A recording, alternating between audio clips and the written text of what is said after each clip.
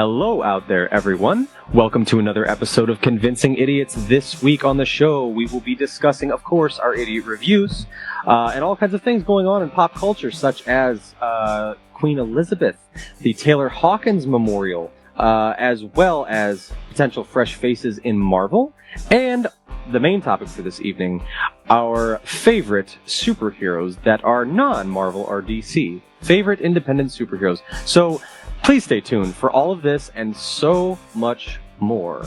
Now, without further ado, let's start the show. All right. Test. Test. You call it again? Convincing Idiots. Convincing Idiots. Called it ham gravy. I informed them that I sided with the Statman, not just anyone's opinion, the Statman Brian Fisher. Kids today. Jingle All the Way is, in fact, the best Christmas movie of all time. I need to get Grandma a present, and my herpes is flaring up. I got it. Mm-hmm. Yo.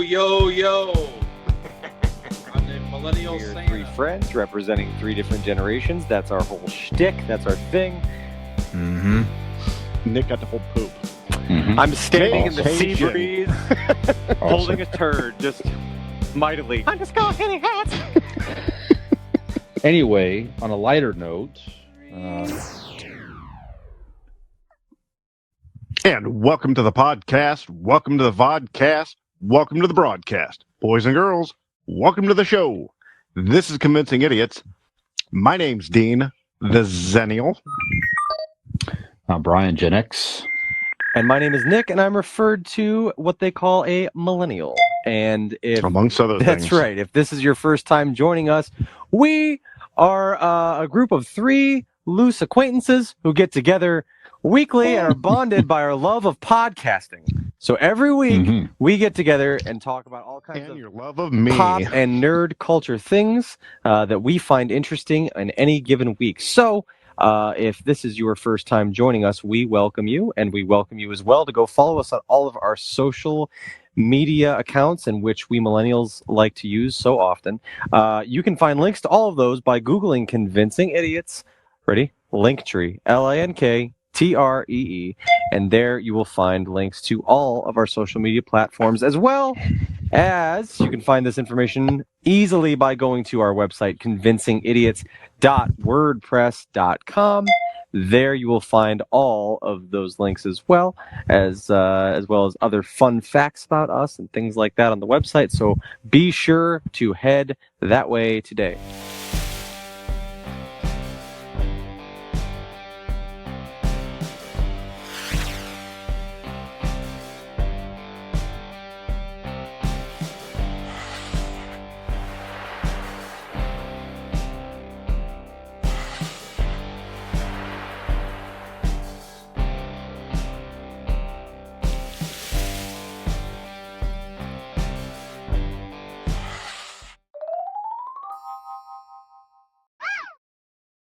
So, as I mentioned, three loose acquaintances get together every week. Nick, did you put Discuss your podcast. that picture of the Speedo on the website? Should they go look for that, or have you not put that up yet? That one, it's an Easter egg. You have to. It's at the very Okay. bottom page of one of them. So So you gotta go. yes, and the Check it first out. person that goes there and finds it wins a $250 gift card to the Convincing Idiots merch store, and perhaps your very own That's a good Convincing one. Idiots Speedo. That's fun. That's right. That's good fun. So Yep. anyway, It's I got won't- Dean's face on it. Just That's right. we're My in that, nose we're in is that, right where we're in that certain skull things cap will- there. Yep. Uh-huh. Mm-hmm. yes, but I haven't had time to shave my head, so I have to cover it up. yes, we should just pull it down just a little bit. Just I think it's a little high. I think it's starting a little bit further. A little bit further. Hey, wait a minute. I know what you're trying to get. You son of a bitch. Anyway, let's get to know each other.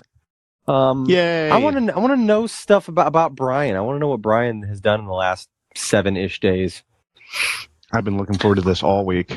Yeah. So it was a nice Labor Day weekend this past weekend. Extended time. So Allie and I went to see her daughter march in the Springfield High School band. And it's just these kids. It's just a tough. It's not the kids. These kids can't compete. kids can't compete What, their in marching Springfield High sucks? School. Is that what you're? No, no. Hey, Oh, are you saying they're I awful? take that- What are you doing? football these team. marching I'm so bands, sorry. they can't compete. They're I'm shit. so sorry. They just can't compare to. Yeah. No, to be very clear, the band is terrific. Okay. The band You is were not. terrific. The band is Glad we terrific. cleared The that football team is it's a little tough. Unnecessary it shots was like, fired at the marching band. They're doing all they can. Yeah, no, they are. And actually, you know what they played? They Back played in my day. They played a medley of Disney songs, including Star Wars Mm. music, because they get to go down and march in Disney World next spring. So it's a nice Well, that's nice cool. thing for the kids. Look Yeah. at that. That was fun. And then over the weekend, I'm sorry I missed your game night. I know we talked about that. Hope you guys had fun. You talk about that, I'm sure. Not as But much fun as we had a could nice have had, time. but it was all right. That's right. It was the That's right. greatest time had. I'm sure it was. I had fun with friends. Again, like I said, it's an annual Labor Day Oh, his real getaway. friends. 31 years we've been doing that consecutively, going down. We started out for years just camping in tents, in fields, in bet it was cemeteries, intense. literally, over the years. And then it's kind of evolved to where, Cunningham Hold on. has Wait. You are camping in cemeteries? We used to camp off. That was our original campsite, was just right next to a historic, just old, creepy old cemetery. There was like an old field there where a church used to sit, and we used to camp. It was nothing weird. We never saw anything weird, and it didn't seem strange to us. It was kind of just a odd, peaceful place. Just some friends getting together camp. and grave robbing, Yeah. just a good Right. old fashioned camping.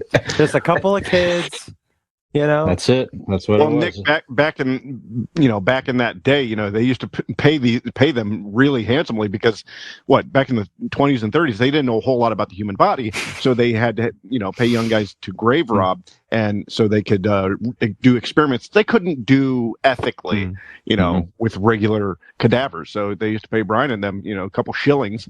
Yep. That's what. I'm basically a doctor. That's see? right. That's right. Plus, if anybody up here you wanted to, sort of, just lose a body or something like that, we handled it. We handled it. Yeah. 30 years ago. Not anymore. Nope. You were younger back then, Sure. So Caskets are heavy. 20-some-year-old kids. Yep. I do admit, though, the days of the tents were fun and all that, but it is nice to have a house and a bed and Sure. facilities and everything else. So it's been a nice evolvement over time, but it's just the bottom line is just people getting together. So very nice. What kind of person chooses to sleep on the ground and poop next to a tree? Well, It's just always been confusing to me. I mean, to have that be an option in your evening. You know what? I want to lay on the ground and sleep. Maybe get eaten by a bear. I don't know. I gotta say, go. I admire people that camp, because I think it, in theory, it seems like fun being one with nature, being outside. But no matter how hard I try, I don't like to be outside. It's like it doesn't work. Unless I'm near an ocean or I don't really care to be outside. It is fun, and I enjoy bonfires and things like that. And like I said, in theory, I want to be somebody who camps. But every time I get in it, I'm like, that's a lot of work to get here. And then you're close because you look homeless. Thank you. So- Thank you. So I look like an outdoorsman. That's what I'm going to take away from that That's right. statement. That's right. There you go. my first trip down there, first time camping down there, again, all these years ago, I thought I was prepared. I mean, I know what the hell I was doing. I had barely any camping equipment. Camping or in life? Both. All right. I'm still trying to figure out the life part. Sure. One item I forgot, they never ever forgot again, was toilet paper. I tell you what, yeah. you forget that one time, That's it. you never forget it again because no, and you know what? Nobody had any. Because you're walking. Everybody's walking around smearing mud with every step they take. Yeah. With some nasty little butt cheeks. Yes, indeed. It was an experience. all right, Attracting that's the for sure. bears. Yep. But anyway, sorry, Mr. The game night, but I'll make the next That's one. okay. Dean and I'm I sure. passed out outside and also shit outside by the tree. All right. That's so, right. So it's kind of like camping. Yeah, it then. was. Yeah. Ours wasn't on purpose, but still same thing. No. It's like we were together in spirit. Still a lot of fun. Yes. So Dean, what did you do this weekend? Well, I went to a game night at my best friend's house. Oh, that sounds fun. And you were there, Nick. And it was the it was the funnest time two fellas could have clothed. I tell you, it was was enjoyable. It was a lot of laughs, a lot of dry humping, a lot of beer was had, a lot of dry humping. Mhm. Dog was pissed, but it was fun. Yeah, I want to thank you, Nick, for hosting. Seriously, that absolutely, was a lot of fun. It was. Thank you guys for coming out. Everybody had a good time. Other than that, I just got back from the hospital yesterday. Why? What?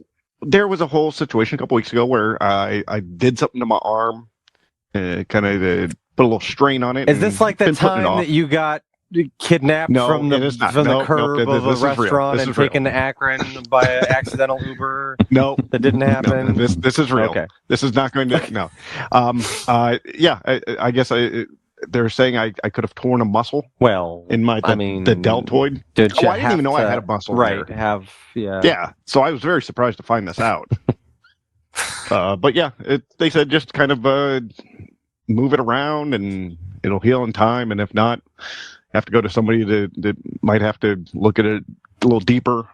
But yeah, it hurts like a motherfucker. But I'd have limited mobility. So they say you gotta move it around, and somebody might have to go deeper in. Did you tell them that your butt's been hurting too? Your butt cheeks? I did. That was like, there you go. While we're at it, stop lifting things over 20 pounds. Sorry, Brian. I've got to piss sometimes. That's all there is to it. Very good. I can't help it. Yeah. But yeah, other than that, I don't think we did much. Yeah, well, actually, I had another game night. Megan and her mother and her a couple of her friends came over, and of course, Mike was there. Mike, yeah. I know you're listening, and Mike was there. He was the main attraction for me. Of course, I go to see Mike. Absolutely. Other than that, yeah, just kind of hung out and had a baseball game today, which was Carter again doing pretty good. Nice, getting better as we go. Scored a run. Unlike his dad on this podcast. Right. Yep. Mm-hmm. I am. He's getting better. Carter hitting doubles. Dad tearing his shoulder. We are not sure what happened, but something happened. Lifting a rake. Ow. No. If you want me to, I know I wasn't going to say it, but honestly, how it happened was. And I'm not going to give details, but I was getting out of a van. Jeez, man. Sorry. And I was holding on, and yeah. Little sudden movement there. Yeah. Mm-hmm. That was a quick descent. That's not good. My arms are. I don't do many push-ups or pull-ups. So when it has my body weight to deal with, it goes. Fuck you. Mm-hmm. I ain't having any of this. Yeah. So anyway, that's about it. I know I'm forgetting stuff, but that's generally what I did. Mm-hmm. Generally, Nicholas.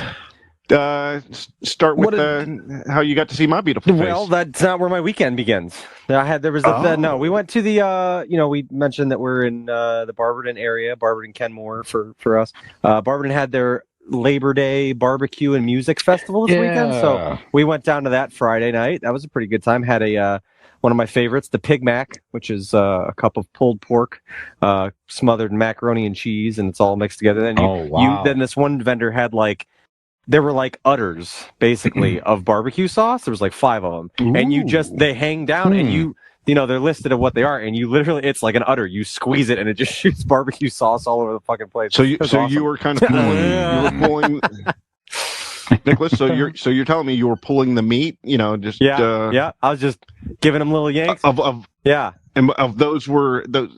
What are those called? I'm not going to mince words. I was tugging off every fucking barbecue sauce. I was just trying every single one. Every damn one. Look how efficient that guy over there is getting the barbecue sauce. He's caressing 2 of them. Take some notes. Watch that guy. Look at that. You did some sauce here, sir? Do you work here? No. Just enjoy it.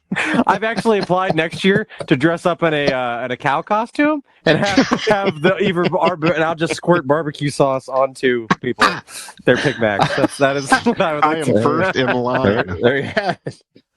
Of course, Convincing Idiots will be sponsoring this somehow. We'll have a Well, sure. Yeah. Sure, I mean, live event. No, but There's parts of you I'm going to grab. I'm not allowed to say that phrase, but there's parts of you I'm going to be grabbing with my mouth. There you go. Mm-hmm. And that's why you sign up Nice. for things like that. See, it's not all just to A advertise. little bit of TM. That's right. A little bit of TM in my life. Nick Little TM. BBQ TM. Know what I'm saying? BBQ BBQ TM. TM. All right. So that was Friday, but that was a good time. It was nice night. I really enjoy that. Like they had a band, like a cover band. They were called Old School. They played like 80s, 90s, today type of stuff. They were from Nice. Cleveland, and they did a real nice job. So yeah, that was pretty cool Friday. And then Saturday, we had soccer in the morning. No, we didn't. We were off. Never mind. I'm just filling in the blanks. I don't know what happened Saturday morning. Saturday, I was prepping to have some Probably in some sort of like barbecue coma. probably. I would assume. Yeah, it was delightful. But no, just getting ready for some friends to come over. Had hosted some people. When we scheduled this, like we said, because Brian wasn't able to make it, you were not alone. There was a lot of people that were invited that were not able to make it. But we didn't really realize it was Labor Day weekend. We planned it, but it Looked like just close personal friends. Yes, it was a came. very nice, intimate setup. We had a lovely time. We played Real friends. some card games and things like that. We played some cornhole, and Megan and Dean were there, as well as Lynn and my Uncle Scott, Aunt Lisa, and it was nice little get together, Nice. just hanging out. So that was Saturday. Sunday, I spent most of the day laying down. I wasn't hung over, like I didn't feel bad, but I was just exhausted. Like I had nothing. Like I just had no energy, no will to do anything. It was kind of nice. So the kids were gone overnight, obviously, for the adult party, and we just basically laid around the whole rest of the day on Sunday and watched TV. Sunday, we did stop by. I'd like to shout out real quick. Many of us here, all of us here, I think, have at some point or another or frequented what was Stuff Genie Emporium, downtown Barberton. They have reopened under the name Magic City Comics. This was their soft opening. So me and the boys stopped by there on Sunday. Where is familiar this? faces. It's literally the next block down. It's on Tusk. It's right between the Glass House and Block 7. It's like right across the street from M&M Tap House. So if anyone's in that area or you were familiar with Stuff Genie, it's literally, like I said, the next block over, same side of the street. Same familiar faces, people running it there. Spoke to Justin there that day, and he's a very nice guy. Saw him a bunch of times at Stuff Genie, but they were doing a soft opening for the Labor Day weekend, knowing people would be downtown. And then he said about 2 to 3 weeks is what it's going to take him to get it completely up and going for real. And they're going to do the whole ribbon cutting ceremony and advertise all that. So be on the lookout if you guys were a fan of that place. I know we were, and the boys were very happy to see them back open, as was I. So picked out some comic books and looked around and stuff. So, Sure. So that was. Hey, do you still have those 10 stickers I left in the other shop? Yeah. Can we bring those Don't worry over? about it. Can we get those? It's fine. Just maybe have. Now, I don't know. That's a good callback because it's been a while since we brought this up. Not only Stuff Genie, I believe, but I also went down to our friend over at the Attic Collectibles and More over on, was that Worcester Road? By the plaza by the Family Dollar. If you're familiar with Durbin's Ice Cream and you're in the area, over there by the Family Dollar, that same plaza, we have stickers there. Okay, and I know they're still there because my mother took the boys there this weekend and took a picture. And she sent to me, she goes, "Hey, they have Convincing Idiot stickers." And I'm like, yeah, that stack looks like it's about the same size as the one I dropped off about 8 months ago. So be sure to stop into the Attic Collectibles and More. They're free. You don't have to pay for Get a them. goddamn sticker. You don't have to pay for If we're going that route, we also have a stack of stickers at Ignite Brewery. Okay, there you go. Yes. Stop by Ignite, On the grab thing, a beer, and actually, grab a sticker. those ones do. We have to replenish those occasionally. Okay, there you go. People do grab them. There you go. Yeah. So Okay. I was sitting there one day, and I know one of the people that listens to, one of the gentlemen that listens to this, Jonathan, is going to love this story. because I'm sitting there at the brewery, and these two girls come up, and they're looking at the sticker, and they ask Rochelle, "What is this?" And she had to put over our podcast. It was awesome. She had to say how good it was. And were you there listening? It hurt her. Yeah, I was overhearing it, and I'm just loving it. And nice. I could see it on her face. But she had to put us over, and thank you, Rochelle, for that. Thank you. Was she blindly doing it? You think Rochelle has ever listened, or did she just she had to make it up on the fly? She probably had to make it up a lot. She has to hear me. She has to hear me way too much, so she doesn't really need to hear my voice. Right when not at work. Yeah. So understandable. No. Well, that was nice. She put us over well, and told her how good it was, and they were local, and all that. And she explained the whole 3-generation situation. Nice. Our whole shtick. Wow. Thank you, Jonathan, for making her, forcing her to come up with a pitch. Yes, that's right. That's right. Yeah. Every night he makes sure he has her go over it. With him, just in case. Recite the pitch. I don't want to. Fucking recite it. That's right. Yep. Uh-huh. He says, "You ain't getting none of this man meat until you give me the whole dissertation on a convincing idiot." And you're gonna want the man meat, so you're gonna have to do. I mean, you got to do what you got to do. Yeah, you got to do what you got to do. That's right. Yeah, we'll have to make some new stickers with the new logo that was actually created by my beautiful daughter, Peyton, who's a graphic design senior now at Kent State University. I want to mention real fast here, by the time we shoot the next episode next week, it's going to be next Thursday. Her birthday is Wednesday. So my daughter's 22nd birthday is September. Wow. The 14th, next Wednesday. And this Saturday, looking forward to, we're going to spend some time with my mom and Peyton and Joey at Wolf Creek Winery. We're going to head over there. Yep. And just have a nice afternoon and visit. And keep your hands to yourself, Joey. Yeah. Dick. I keep an eye on him constantly. You better. Yep. I would too. He's pretty handsome. Well, we're throwing out the praise for the guy listeners, although he doesn't probably listen. But well, you know what? If they ever have kids, if I have grandkids, there'll be some good-looking grandkids. Absolutely, yeah. I'm not. Better be after he puts a goddamn ring on it, Joey. I will give you a purple nipple like nobody's business. Thank you. Listen up out there, Joey. That's right. Yep. Anyway, just want to mention that. Nick, purple nurples for Joey. That's a good call. Yeah. Just wanted to mention purple nurples for Joey. Just wanted to throw that warning out there. That's right. Nick, and if you don't know, now you know. There you go. What's that? I'm sorry. What'd you say? Yep. Sorry, we kind of cut into your what's new. Anything else you want to mention? It. Well, what was that? Yeah, I mean that's basically the week. Monday was Labor Day and stuff. Well, I hung out with Dean. Nobody cares. I hung out with Dean again by happenstance. I cornered him at Spirit Halloween. We were there, and who came? It was like Revenge of the Nerds. Yeah. He had a mask on. We started getting hot and heavy. I didn't know. And, before you know it, that wasn't Nick. I don't think. No. Yeah. A boy can dream. Yeah. But no, that's it. That was it. A nice little Labor Day weekend. Did some fun stuff. Very good.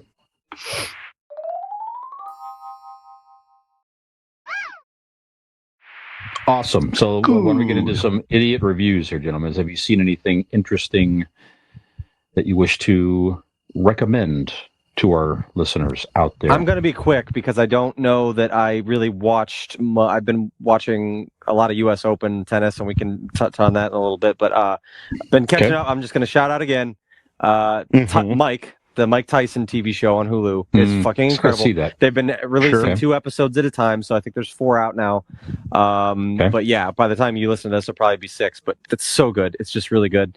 And then more House of the Dragon, which is another one that I'm just really impressed with how much I love this show. Like I'd mentioned before, takes place well before Game of Thrones, so it doesn't tie into anything, any characters you're attached to or anything like that. So, but yeah, very good. But catching up on both those shows, and strongly recommend both of them.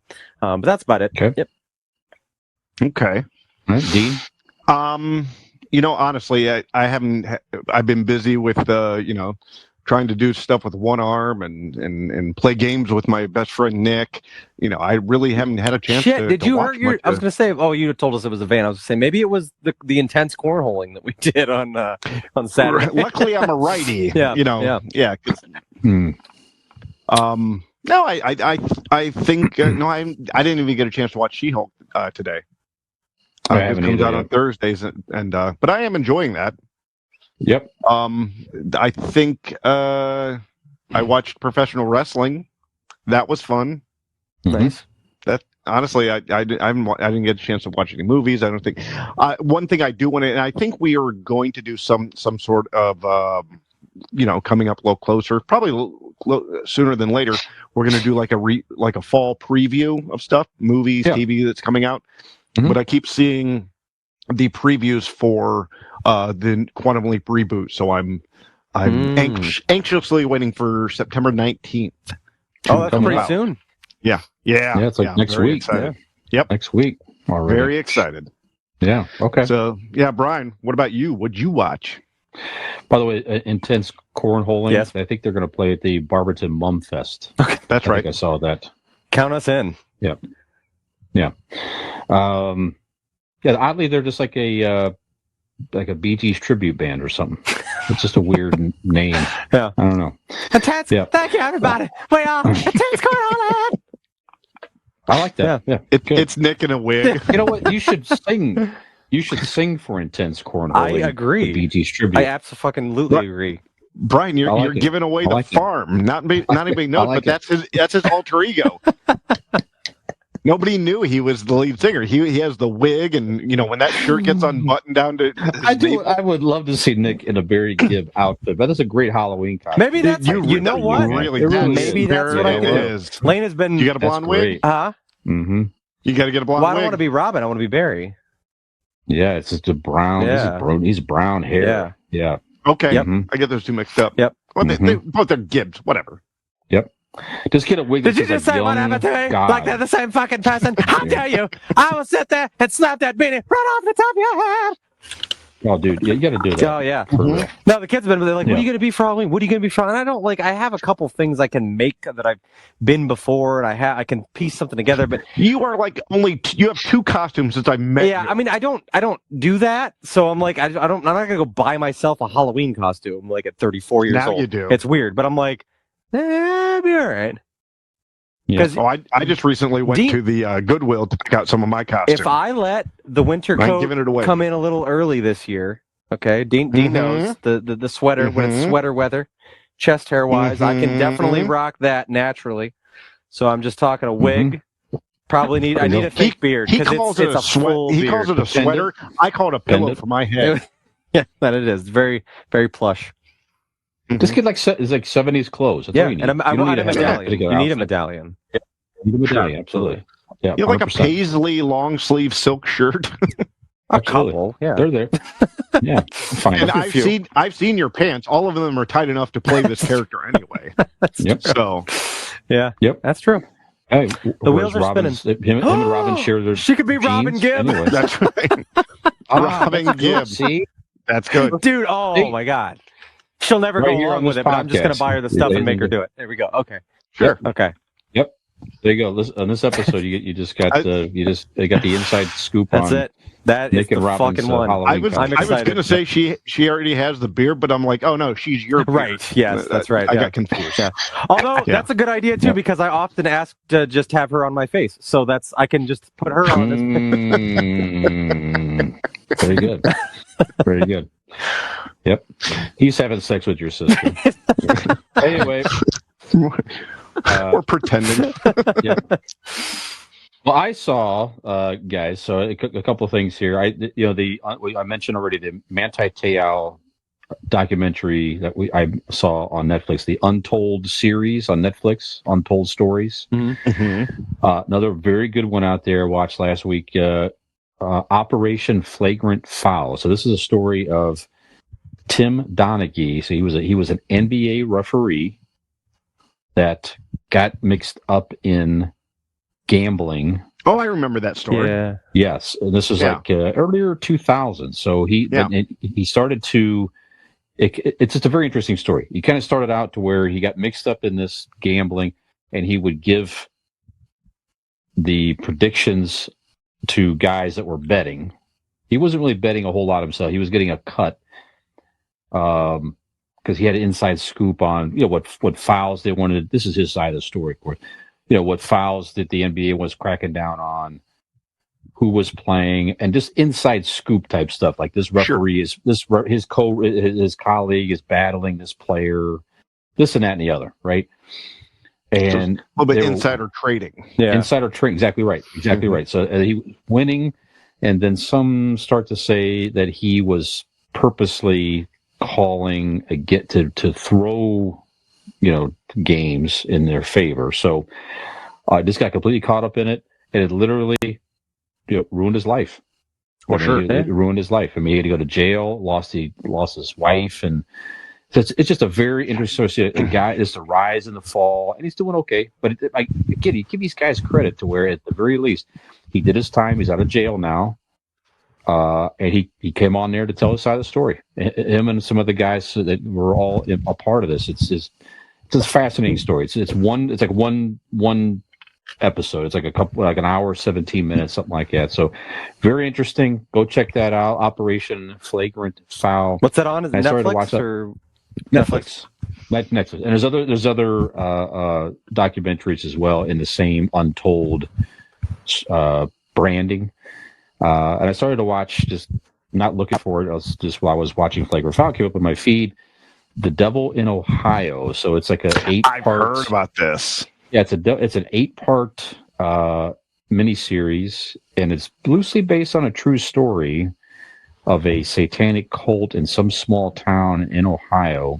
Now, they embellish the story and this and that, but basically it's a girl that was trapped in the cult gets out and goes to live with a family, and just odd, creepy things happening. It's okay. I mean, the first couple episodes, I'm like, this is really building up. Yeah, just like that story. Well, it really built up. It was, the whole, and it's I'm interested. It's okay. It's one of those things that I'm 4 episodes. I told it much better than they did. I'm 4 episodes in now, and I'm like, well, you have to finish it now. So I'll give you more of an assessment later. Okay, but it's all right. Okay. It's entertaining. It's not like, it's a little intense here and there. That's actually how my sister describes sex with Nick. It's okay. I'm about halfway in now, so I might as well finish. Like, it's just like, okay. Middle finish. Yeah. That's right. It's a little creepy and intense at times. Embellished a little bit at times. Yeah. May or may not be a pentagram involved. At times. I don't know. But so it's like I said, it definitely is creepy. I will give it that. I mean, I've been watching it. She said the same. Definitely creepy. Right. What are we talking about now? One thing about it is not subjective. Definitely creepy. Across the board. That's right. So I've been watching this literally. I like to sit up on the front porch. So I'm opposite of you guys. I love being outside. As often as I can be outside, I love to be outside. Working. With a beard like that, porch, of course you do. Cutting down the lumber. That's right. Lumberjacking. I love to set up a TV on the front porch and just be outside and just watching it at night with an extra, being outside with extra, it increases blankets, the and factor of that you're show. knitting something. Maybe you. That's right. Yeah. Corn. Maybe whittling. Yep. Mm-hmm. Yep. Whittling toothpicks. Mm-hmm. That's right. Yep. So just to throw at the kids that get on his lawn. That's 2 things that's 2 things I recommend. So go check those out. Okay, good. All right, gentlemen. So we're going to take a break here. Yeah, and we're going to come back with some pop culture headlines. When do we? Well, we should tell everybody. I know you in the beginning. We did our intro, and by the way, Nick, you did a fantastic job with the intro today. Did I? Was it not good? No, it was delightful. We record it later. I'm just telling you that you did good, but you probably didn't. What? What? But anyways, was there a prequel to this conversation that I was supposed to know about? What is he talking about? He doesn't even get it. Okay, no, but our main topic. Yes, the main topic this evening. Yeah, just stick around. Yeah, so recently I watched at least Sumaritan, which is that new Sylvester Stallone superhero movie, which has no ties to Marvel or DC, and it got us talking about superhero movies that are not Marvel nor DC, and that's our main topic this evening. What are some of your favorite non-Marvel DC superhero movies over the years? These are That's our main topic this evening. movies. I didn't know that. Movies we or could do shows? TV. I We was could just do kind of going TV with shows. characters. I didn't. Properties. Okay. Properties. I mean, any kind of That's what superhero. I Fine. did. That's fine. Yes, That's it fine. could be comic books, movies, TVs, Properties. Yeah, whatever. heroes that sell insurance. Anybody like that is really, and I'm not even going to wait. I am so excited about some of these superheroes. I want to tell you about one right now. Not all superheroes wear capes, although he does occasionally. But I that's actually have a whole new picture of subject. him in a cape, as a matter of fact. He is in a cape. Yeah. But I want to tell you about Aaron Blake. Wow. Blake Insurance is an Erie insurance agency located right here in Barberton, Ohio. They provide auto, home, renters, and business insurance with honesty, decency, and affordability. Erie Insurance is above all else in service. You want to call 234-571-5359 or visit BlakeInsuranceLLC.com for your free, did I say it right? I did. Free 5-minute quote today. And when you do, tell them that these damsels in distress sent you. I was just Very in my good. mind thinking, if you screwed up the word "free," what that would sound like. Rafi? Rafi. Fury. Rafi. Earth. Well, that'd be Is- backwards. Is Blake Insurance sponsoring intense cornholing at the Barberton Mum Fest? He might, God, you I know. hope so. He's, Okay. he's a fan of music Yeah. in all things cornhole. So Okay. And the rhythmic All right. slap, Awesome. slapping of the board on bag. mhm. Awesome. That bag just going up and down. And all right, we should All take right. a break. Yeah. Yeah, we'll take a break and Clean up a bit. And we'll guys, be we'll back. let's talk about more cornholing, and then we'll be back with pop culture headlines. Be right back.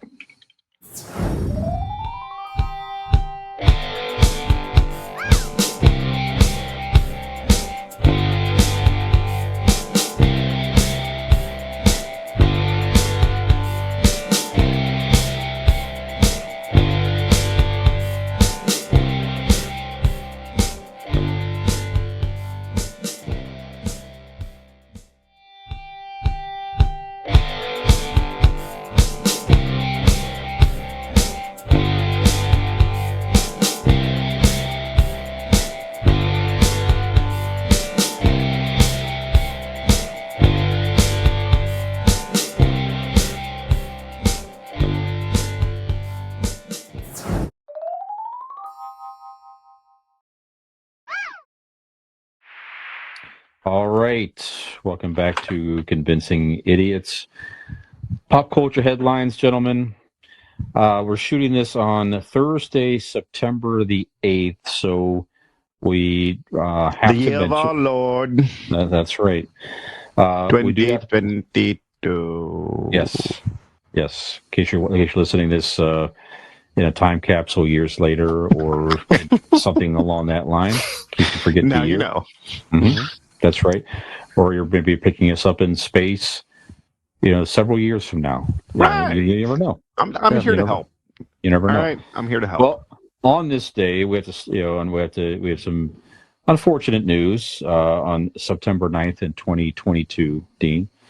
The Queen of England passed away today of natural causes, Queen Elizabeth II. So she was 96 years of age. Wow. She has served more than 7 decades on the throne. So just pretty amazing lady here. So all the way back in 1952. So her reign as Queen of England spanned, I'm reading this on timemagazine.com, by the way, 15 prime ministers and 14 U.S. presidents. So Every time the prime minister, a new one is elected, they come and have a sit-down meeting with the Queen, right? And the newest That's one, right. I don't remember her name, but she sat down with the Queen 2 days ago. Oh, That was the wow. last official kind of thing. Hmm. Yeah, they have pictures of her going in and talking to the Queen and stuff. Now, she had kind of stepped back from her royal duties. It says here she's kind of relinquished a lot of those. Which, to be honest, I don't know if you guys would. If I don't really understand all the ins and outs of the royal family, it seems to be more of the monarchy symbol for Britain. But obviously, certainly a very beloved figure in the government over there, and obviously Britain's a very big ally of ours. We have a few listeners here and there in Britain, so if you are listening, certainly our hearts go out to you. Yes, I believe she was the longest serving monarch in history. Yes, I think you're right. Yes, that's right. Wow. She became queen in 1953. Or 54. 52, I just said it. 52. Okay, I'm sorry. Yeah, sorry. She was on a trip in Africa. She was literally in a treetop village room type thing, watching rhinoceros drink out of the water, below, when she got the call that her father had passed, and you are now the queen. Wow. She was 25, right, Brian? When that happened? I don't see the age here. Okay, I know that. Even before she was the queen, I think at 18 or 19 years old, World War II was still happening, and she actually went in and served in the I can't remember the name of the specific what they called it, but it's pretty much the Mechanics Corps for England. Yeah, and she served as a mechanic in World War II. Wow. So she not only talking about getting in the shit, but later, I think her grandson, getting in the shit in it. Right. Yeah, you can find all these pictures online here, but as you mentioned that there she is working on looks like a motorcycle in the war. Yeah, wow. I think she had made sure her father, or Jeep, excuse me, but yes, told all the officers or whatever not to treat her different. She wanted to be treated just the same as everybody else. Right. And then 7 years later, she's running it all. Yeah. But yeah, talking about a stretch there. It's kind of weird to say rule. Because at this point, you're not ruling anything, but right. Yeah, you still hold a position. Almost. That's right. But for that long is incredible, and from all accounts, she, even into her older age, I guess she was very, personable and very well liked. You know what I mean? Some people, we may have had some heads of states that were kind of not unpopular. Liked as much. Correct. Yeah. Mm-hmm. But I think she was wildly popular. Yeah. Absolutely, and I do have it here, by the way, just to finish your thought here. So she went into the age of 18 into the military. It was the auxiliary territorial service, one of the wartime women's units, and she spent 3 weeks at the Mechanical Transport Training Center, where she trained as a mechanic and truck driver. Wow. So there you go. And I don't want to be sexist, but she was also quite the looker in her youth. I don't know if she's a beautiful woman. They've been showing pictures and stuff on TV of her. Absolutely. Wow, look at that. Yeah, the wedding photo is very beautiful woman. Like you said, carried herself very well. Pretty amazing story, really is. She was the first monarch to be crowned at Westminster Abbey televised. It was watched. It was watched by 20 million people in England that day, and then it was rebroadcast here in America. Obviously because of time difference, and it was watched by 80 million people here in the Wow. States. Yeah. That's another little fact. Yeah. Very interesting. Yeah, and it's like you said. I mean, just to do anything, like to live for 70 years, like to serve it as anything for 70 consecutive years. 70 years is a good lifetime. You know, that's a pretty. I mean, you see people live into their 80s and 90s. Shit, we're upset that you lived for 30-some. Yeah, I know, right? But like 70 years, like that's really fucking impressive. Yeah. Yeah, amazing story. I mean, if you're not that familiar with her, as I need to read up more on her, obviously a little bit as well. So, yeah, it's quite the story. So, yeah, rest in peace, Queen Elizabeth. God save the Queen. Is that the term? Yes. Unless you're Reggie Jackson, then it's a little different story. He has been wanted for questioning today. Mm-hmm. I did. I think so. That. So, Nick, do you understand that reference? No. Yep, not at all. Right. So in the movie Naked Gun. Okay, there was that's like an airplane thing. That's airplane right. type of yeah, thing. Same guys that made same. It's a movie. He said I was right. Why are you shaking your head? You should try to watch that movie. It is very funny. It's weird, and awful that you've never seen it. All right. I was born in 1988. Yeah, the movie's been around since '88. I've seen Casablanca. Does not, and it was made well before I was born. Not Brian, but well before I was born. So, in the movie, Nick, there's a plot that the Queen of England visits America, and there's a plot to kill the Queen. And Reggie Jackson, the actual Reggie Jackson baseball player, makes a cameo in this movie. And he has a mind control, and like a Manchurian candidate situation. Yeah, and he tries to kill the Queen in the movie. Yes, so I must kill very funny. The Queen. Very funny. I must kill the Queen. And then he is shot with a dart, and it's funny. It sounds hilarious. It's a good movie. Yeah. Anyway, the best part of you ran down your mom's leg. You know that.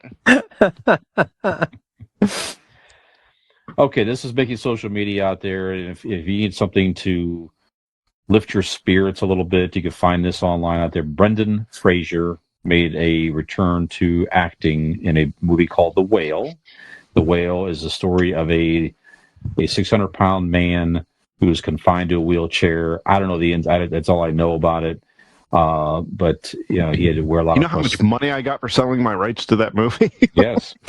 The Whale, Dean in the early 2000s, something like that. I don't know. But anyway, so at the Venice Film Festival the other day, he got like a 6-minute standing ovation. It's just very moving and nice. He definitely seems very appreciative, as anybody would be, to give a standing ovation on anything for 2 seconds, let alone 6 minutes. And it's just a very nice, feel-good moment in his return to acting. And from when? When did he return to acting? From when? I don't know. He was sort of because he was just in that show, the Doom Patrol. He's in Doom Patrol, and he's amazing in Doom Patrol. Why is your mic so loud? Is his loud? No, both of yours went up for me too.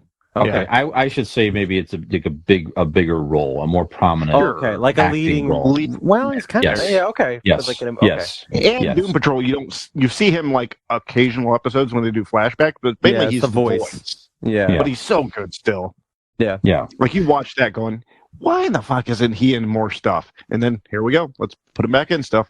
Yeah, let's make Brendan Fraser a thing again. Yeah, he's a large man who struggles to reconnect with his 17-year-old daughter, who'll be played by Stranger Things standout Sadie Sink. Is she the redhead? Who's that? Is that I was to say? Is that why her name escapes me? Yeah. Anyhow, so that's coming out. I don't know when it shows if it's coming when it's coming out exactly, but he's got there's already an Oscar buzz for him as a nominee for Best Actor potential. So we'll see. I mean, let's pump the brakes. That's probably not going to be Bedazzled, but it sounds like it might be all right. Right. It's no Encino Man. Oh yeah, nothing is. Nothing is. But nothing is. Speaking of, where are they? Where's Pauly Shore? Where's Pauly Shore? What's? Can we bring him back? I think actually he's working in the mechanic corps for Brendan Fraser. Is he? Okay. Yeah. That makes sense. Okay, and then we talked about this on prior episodes here, but the guy who was the baby on the Nirvana album cover, Nevermind. So Yes. if you know Nirvana at all, you know the album cover. You may not even really know if it's Nirvana, but you probably know the album cover. You know, there's a baby dick on it. That's right. You know There's that. a baby swimming in the pool. He's looks like he's chasing money, and he has sued Nirvana. This is like a year ago. This happened already. So I thought he's tried to sue him a couple times, hasn't he? I don't know, but it was a big thing. I feel like in the you've news seen last pictures year. of him once he grew up. That like, oh, here's that kid now. That's crazy. It's like his And 30s. then No. They over time, I think he's recreated the picture for one reason or another multiple has. times. And I think You're that's correct. probably why they dismissed the case. I mean, they're like, you're willing to do this and you're happy about it. Now you randomly want money for it? Exactly. So yeah, I think his dad at the time was paid like $200 to let him to shoot the picture or something like that. And like you said, a federal judge dismissed the case. So Good. It's out and no money going to this kid, which seemed like a ridiculous lawsuit. Anyways, it felt like a money grab to begin with here. Yeah. And Nick, we talked about this a little bit offline, but recently, this past Saturday, actually last Saturday, the Foo Fighters were in London's Wembley Stadium performing a show. And Speaking of Nirvana standouts. That's right. Taylor Hawkins, who was the drummer that passed away recently in the Foo Fighter, his son Shane, who's 16 years of age, got up and played for the Foo Fighters, played My Hero, and had drum solo to recognize his father, who passed away at the age of 50 this past March. So, if you've seen it, you can find it on social media. It's Made me cry. I haven't watched it yet. Did you saw it? Okay, oh yeah. Go ahead, Nick. Yeah. What do you think about it? Oh, it was so cool. I mean, everybody knows the song, and when it when it like picks up and it that big build up, and just so cool to see his son play. Just such a cool moment. I mean, this is what it is. He's playing the drums at a memorial concert for his father, who was the drummer of this band, and the kid nails it, and he's just so into it, and just watching the emotion on his face, and watching Dave Grohl look at him, just that kind of moment. It was, I'm sitting there eating cereal like Sunday morning watching the recap, and I'm like fucking starting to cry, like just over a bowl of fucking blueberry. I'm like, but it was just cool. It was very touching. It definitely made me tear up, and it was just really cool. Very sad, obviously, you know what I mean, given the circumstances. But I thought it was really, really cool. Very touching, moving tribute, just a really kind of cool thing to see. Now, Keith, I do the, it's been on this podcast, but Keith, I do It Came from Gen X podcast with your side piece. Go ahead. That's right, my side piece. One of his real friends. Did Keith go camping? He did not, actually. No. Okay. But he You should have invited him to hang out with us. Yeah, he could have come to our cornhole slapping party. He probably showed up. Slapping some bags with the boys.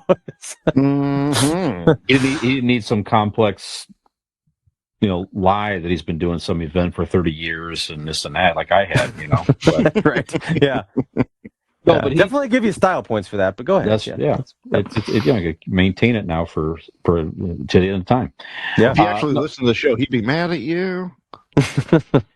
No, but we talked about this on that podcast this week, which we shot that just last night, actually, Tuesday night. Excuse me. Anyhow, Keith's point was it's fine. It's nice to see that type of thing. Nothing wrong with a son honoring his father. No question about it. Sure, it's very difficult for the kid and the band, of course. Sure. But that we're not really hearing a lot about how he did it. No one's really, I don't know, they really even talked about it or really created a lot of awareness that he died from a overdose. Was it a heroin overdose? So should the band be, I don't make it a whole big topic here for too long here, but is it when you see stuff like this, it's fine, but is it something, should the band create more awareness of how he passed away and maybe they are doing something. I don't know much about it, but it doesn't seem like they really are. I don't know. Even, like Nick said, maybe they are. behind the scenes, putting money, doing scholarships, whatever, somebody might do in that situation. But now's not the time to, you know what I mean, during the tribute show. I mean, No. I don't mean it. I don't mean during the tribute show. Just in general. That's what that was. The comment. I mean, sure. But it's not just the band. I mean, nobody's really talking about it. Hell, I had to look up, search, different articles to find out what happened. Yeah, right. Because at first those details were not out there, so you didn't know what happened. And then, there were some things popped up that, things had come back. But it, like you said, it really wasn't super well known. And I get where he's coming from making that point. Definitely raising awareness and but sure. For me, this memorial show was that of what a funeral is. This it's not really for the. I mean, you're celebrating, but it's for the band to mourn, and it's for his son and his family. As long as they're comfortable doing that. I'm sure the Foo Fighters, the surviving members, didn't go to his son and be like, "Hey, we really need you to be be on the kit for the song, and it would be really cool, and you should do this." I'm sure it was. Very. I mean, this band has been together for a very long time. I would imagine their families are incredibly close. And, I'm sure that was just, I don't know, I'm not familiar with any of these people. I don't know what the situation was, but that kind of situation strikes me as almost kind of a very cathartic thing. Like there's something they're doing in that moment. It's still emotional. It's sad, but it's, you're celebrating the life. I definitely get what he means, by that. But, there's a lot of people that do struggle with things like that. It's very unfortunate, and it's something that's been going on for a really long time, and there's probably not any type of end to it anytime soon.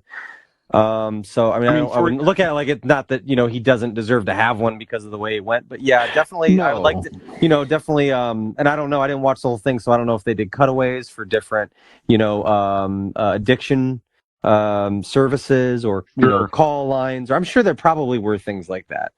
Because why wouldn't you? I don't know.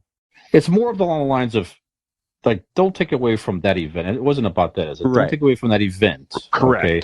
It just seems like that gets the media attention. That was more along that line. That's getting the media attention is this type of stuff, which is fine.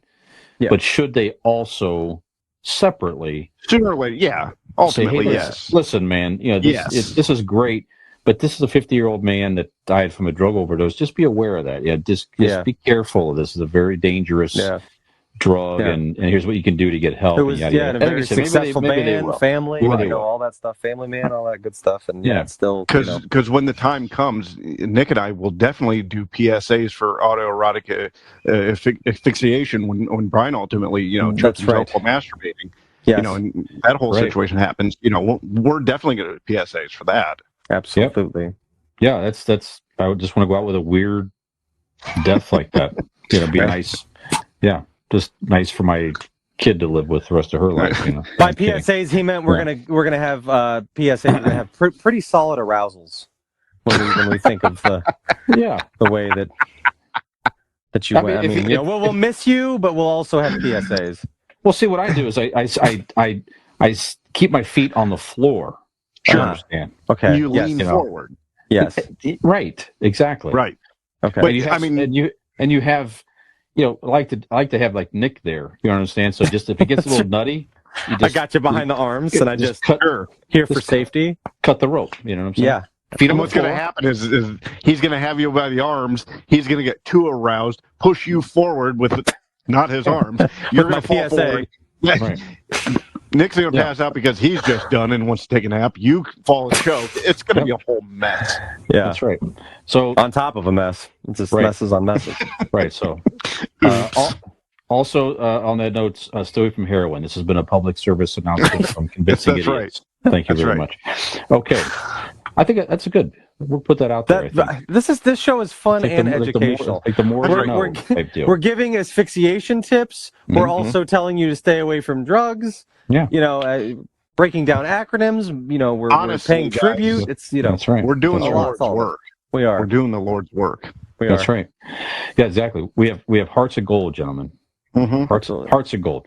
So whoever Dean has a head of gold right behind him. Actually, that's right. And Nick's going to have a boner of steel. That's right. Who else has a heart of gold? gentlemen, is one of our sponsors here, Golden Heart Tattoo. Scott Oswald and his partners at Golden Heart Tattoo. Go check them out in the Norton area. Scott does great work. It's hard to see here. My very cool devil head from Twilight Zone. Yeah, Dean's got some work. He can barely lift his arm right now. But look them up on their website, goldenhearttattoos.com, and give them a call at 234-706-2982 if you are in the Northeast Ohio, Akron, Norton area. Give them a call and get yourself some ink in 2022. Other exciting news here, guys. Marvel Studios reportedly signed Henry Cavill, John Boyega, John Krasinski, Denzel Washington, and more as part of their Phase 5 plans. And there's been no formal announcements on these that I've seen yet with who these actors may play. I think it's fairly obvious John Krasinski's probably coming back as Mr. Fantastic, right? Correct. But it's just very interesting. So, who are you looking forward to, though? Like out of everybody, guys, who out of that list? Take John Krasinski out because you've already seen him. So, yeah, out of that list, who spikes your interest? I'm intrigued with what they're going to do with Denzel Washington. I think it's very interesting. Same, absolutely. Yeah. Now, hear me out here. I have no idea. Dr. Doom. What do you think? Oh, fuck me, Denzel. dude. That would be cool. Dr. Doom. Oh my god, wouldn't it be good? That would be cool. First of all, you are getting, arguably, the greatest actor of our time to be in Marvel movies. I mean, this, regardless of what he does, this is an incredible get. Sure. I mean, this is really like the highest level you can go. You're taking the greatest actor of our time into this universe. Several Oscar nominations for Best Actor. Right. It's just I'm very excited to see what they do with him. And again, the rest of everybody else also are great actors, and I'm looking forward to seeing them. They've had a lot of big people in these movies, though. But Denzel Washington, I mean, name a better Angelina Jolie in the shitty Eternals. Like, you know what I mean? Like, that's a big fucking name. Is there? Can we mute him? Anthony Hopkins was Odin. He was very good in that. Okay, all right. Okay, I'll give you that. But sure, it's not. There's not many people on his level. Anthony Hopkins. Okay, I'll give you that. He's on there. But he also was. He's an older gentleman who had a side role. Odin wasn't featured. Denzel is young enough and vibrant enough to play like an actual role. You know what I mean? Sure. Not just a cameo. It will suck if they do cameo like they did Jeff Goldblum. I love Jeff Goldblum. We all love Jeff Goldblum. Go back and past episodes and hear us rave about Jeff Goldblum, along with Nick Hank saying awful things about certain people. But anyways, go back in other episodes and find these, these discussions. But Jeff Goldblum, I think, could and should have been more prominent. Not just like that collector's role, but like in any role. Like he should have been in it more. Yeah. Yeah. I mean, it would. Any thoughts of who they might? I mean, obviously, I mentioned Denzel, like Henry Cavill. We talked offline. I could see him as like, the mutants are going to start to make their appearance at some point soon. I think the X-Men. Oh my God, Henry Cavill is Wolverine. You think Wolverine? No, dude.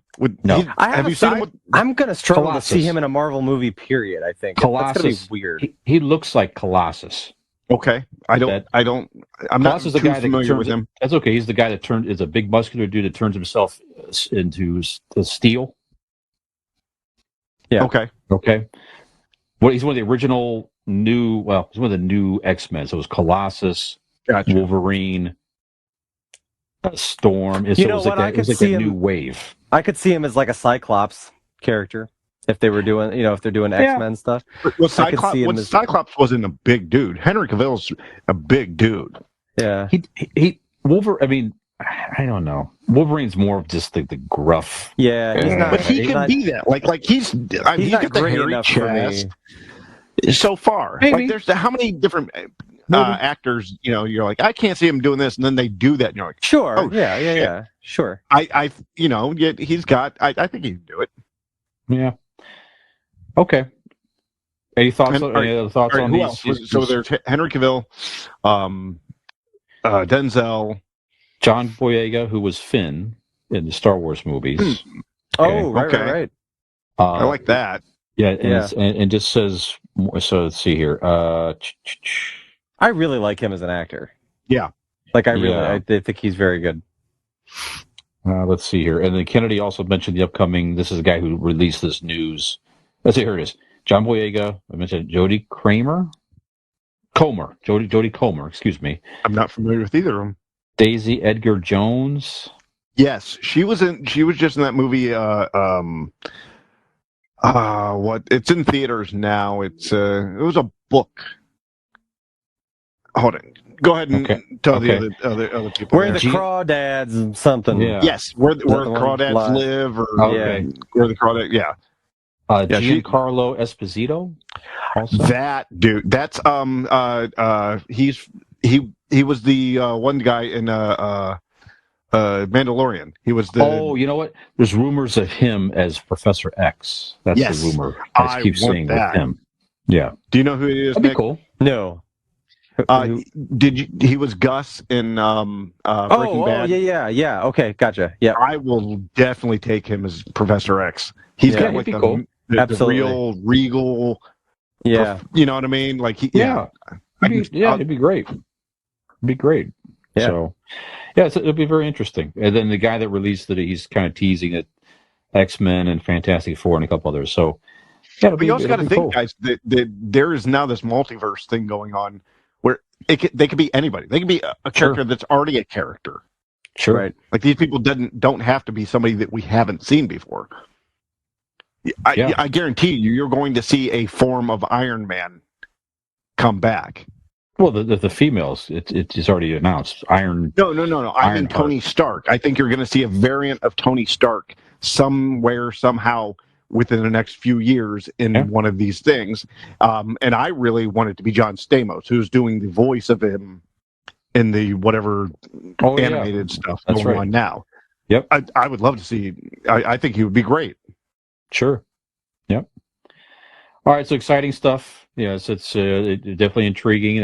These are huge names. So, give Marvel and credit for going after some big names. And I mean, at this point, if you're an actor, I mean, you got to. I'm sure it's like people vie for those because it's a payday. Oh yeah. If you're big actors, you pick up the phone going, it took you long enough. Geez, everybody else, all my other friends are in there. Hell, why? Right. Sure. And these are reoccurring roles. It's a job. It could be a job for several years for these actors to get into a role. Well, like who that. was it? Who was just did the interview? Said that. Was it Benedict Cumberbatch? Mm-hmm. Said that no, I'm sorry, Mark Ruffalo. Okay. He said, I will do this because they asked him about all these guys that's left that he started with and everything, and he said, I will do it as long as they'll have me. Sure. Why not? It's a great role. It's a great cushy job. He goes, until they stop calling me, I will do it. I'm never going to quit. So of course. And then you're prominent in the pop culture world, and if you have kids like a lot of those actors do, I mean, how cool is that to see? Yeah, your parent is the superhero. That's pretty sweet, So and anyway, it's a fucking guaranteed paycheck every couple years. Absolutely, heck, sure. All right, okay. Well, speaking of superheroes, gentlemen, our main segment tonight is mentioned already here on podcast and Boss Code Network and YouTube. Is superhero movies that are not, I keep saying movies, superheroes in general, superhero figures, properties, comic books, superheroes that are not Marvel, DC. That are some of your favorites. They say it could be it could be any media. That's what we're going to talk about this evening. Who are some of your favorites that are not Marvel or DC? There's been some definitely interesting ones throughout the years, creative. fun stuff, and some you don't really think about maybe that are not Marvel or DC, but that are very popular. Some that aren't as popular, but I stuff have that my we number enjoy. one. There you go. So It's Brian, huh? Of course. Of course. The Podlander. Yep. Can you at least say spoiler alert before you do it? Damn it. That's right. Sucking the entities out of other podcasts to survive until Dean's 100th birthday. That's what That I'm is shooting for. not the only thing he's sucking. Can We'll I be back, an ladies and entity? gentlemen. Of course. We've already laid these plans out. If you've listened to the prior episodes, we've already laid these plans out for Dean's beheading at his 100th birthday party in front of his That's right. family. Yep. This is going to be Unexpected, amazing. Mm-hmm. I feel like I'm close to 100 right now, so. Yep. All right, we'll be right back. PSA.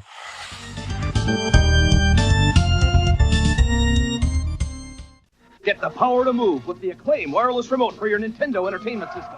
The Acclaim remote gets you mobile in a WrestleMania grudge match. Flying Airwolf, the Acclaim remote's rapid fire mode means higher scores permission. In the battle for Iron Sword, seconds count. So you need a controller with a look and feel you already know. Accurate up to 30 feet. The official wireless remote controller, licensed by Nintendo, created by Acclaim. Get the Acclaim remote, the power to move.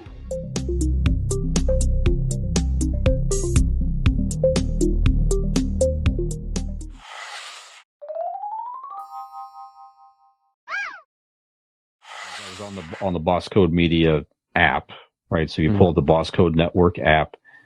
Actually, it is pretty cool because there is a free preview portion of it, and we have a video on there. So we are being used as a free preview to the app itself to get into our channel. Us and you know what?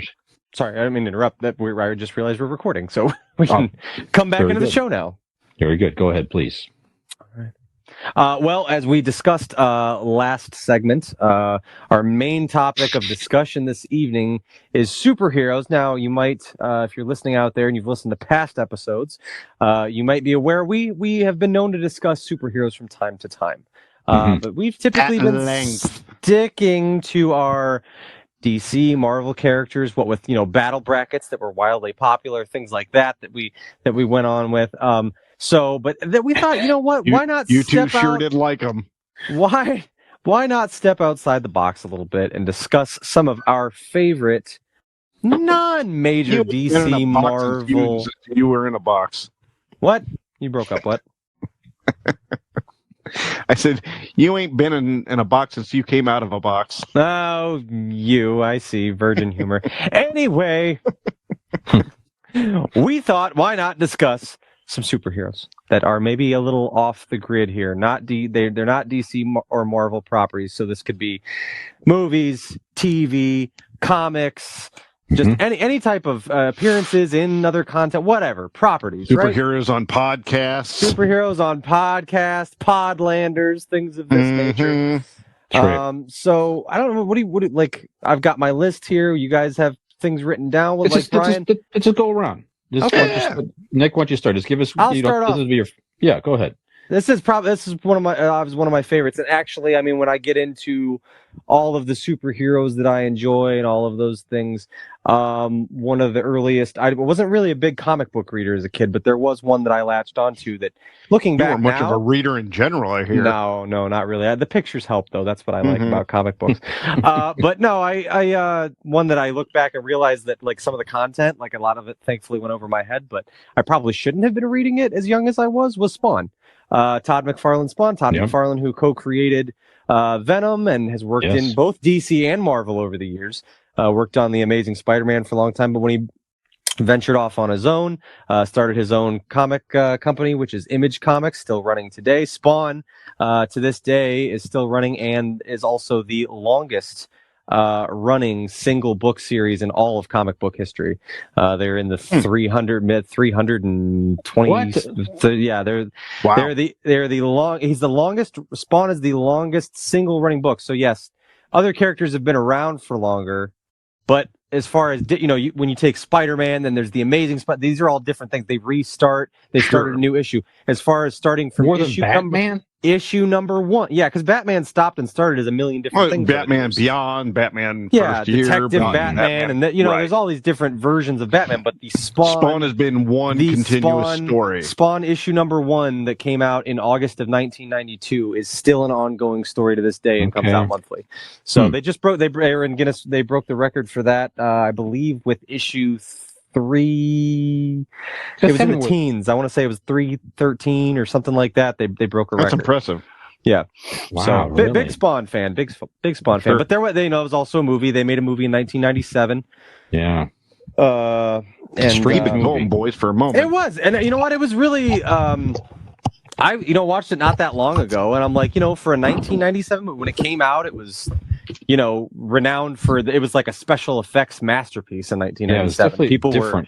were, CGI and all this stuff, and it followed along pretty loosely with the basic outline of, the story arc and what happened to Al Simmons, who became Spawn and all that stuff. So there is another one on the way, and Jamie Foxx will be Al Simmons, and we know these things. So looking forward to when that comes out. Yeah, I did not know that. Jamie Foxx is Al Simmons. That is confirmed.